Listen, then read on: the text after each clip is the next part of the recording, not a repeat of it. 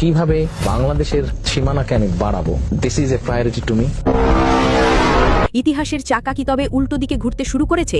ফাঁসির সেলের সেই নিশ্ছিদ্র অন্ধকার প্রকোষ্ঠ আর মৃত্যুর হিমশীতল দড়িকে ফাঁকি দিয়ে সরাসরি একটি স্বাধীন সার্বভৌম রাষ্ট্রের সর্বোচ্চ ক্ষমতার নাভিপ্রান্তে রাজনীতির দাবার বোর্ডে এমন অভাবনীয়, রোমহর্ষক এবং অবিশ্বাস্য প্রত্যাবর্তন হয়তো হলিউডের কোনো কালজয়ী ব্লকবাস্টার থ্রিলার সিনেমাকেও অনায়াসে হার মানাবে। একদিকে যার নামের সাথে জড়িয়ে আছে চরম বিতর্ক আর বেপরোয়া ক্ষমতার এক দাপুটে অতীত, আর অন্যদিকে যার ওপর নিবদ্ধ রয়েছে দক্ষিণ এশিয়ার পরাশক্তি ভারতের রক্তচক্ষু, সেই সাথে যুক্ত হয়েছে কুখ্যাত 10 ট্রাক অস্ত্র মামলার হাড় হিম করা লোমহর্ষক ইতিহাস। সব সমীকরণ, জল্পনা কল্পনা আর রাজনৈতিক হিসাব নিকাশের অবসান ঘটিয়ে প্রধানমন্ত্রী তারেক রহমানের নতুন মন্ত্রিসভায় কি সত্যি রাজকীয় প্রত্যাবর্তন ঘটতে চলেছে লুৎফুজ্জামান বাবরের? তার হাতেই কি আবারও উঠতে যাচ্ছে দেশের সবচেয়ে ক্ষমতাবর, স্পর্শকাতর এবং গুরুত্বপূর্ণ স্বরাষ্ট্র মন্ত্রণালয়? যদি সত্যি এই গুঞ্জন বাস্তবে রূপ নেয়, তবে দিল্লির সাউথ ব্লকের নীতি নির্ধারকদের রাতের ঘুম হারাম হওয়া এখন কেবল সময়ের ব্যাপার মাত্র।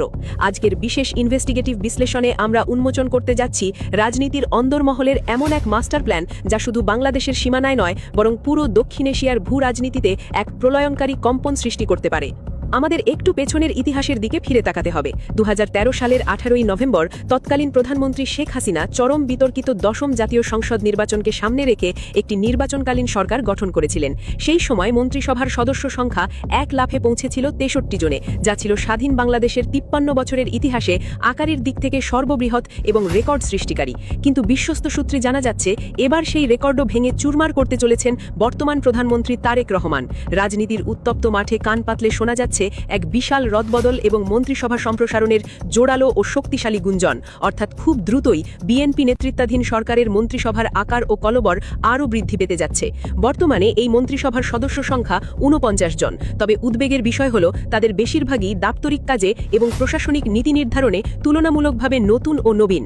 এই অনভিজ্ঞতার কারণে সরকারের প্রতিদিনের কাজে আমলাতন্ত্রের জটিল গেরাফলে যে ছন্দপতন ঘটছে এবং প্রশাসনিক স্থবিরতা চোখে পড়ছে, তা শক্ত হাতে কাটিয়ে উঠতে এবার তারেক রহমান এক সুদূর প্রসারী ও দীর্ঘমেয়াদী মাস্টার প্ল্যান হাতে নিয়েছেন। প্রশাসনের রন্ধ্রে রন্ধ্রে জেকে বসা স্থবিরতা এবং আমলাতান্ত্রিক জটিলতার যে বেড়াজাল তৈরি হয়েছে, তা ছিন্ন করতে প্রধানমন্ত্রী তারেক রহমান এখন অত্যন্ত কৌশলী। তিনি মন্ত্রিসভায় যুক্ত করতে চলেছেন বিএনপির সেই সব পরীক্ষিত, ঝানু এবং রাজপথ কাঁপানো ত্যাগী নেতাদের, যারা একাধারে মাঠ পর্যায়ের রাজনীতি এবং সচিবালয়ের প্রশাসনিক মারপ্যাচের সমান পারদর্শী। অত্যন্ত নির্ভরযোগ্য এবং বিশ্বস্ত সূত্র থেকে প্রাপ্ত তথ্য অনুযায়ী তারেক রহমানের এই মেগা মন্ত্রিসভায় নতুন করে যুক্ত হতে যাচ্ছেন ডাকসুর সাবেক ভিপি এবং ঢাকা 2 আসনের প্রভাবশালী সংসদ সদস্য আমানুল্লাহ আমান।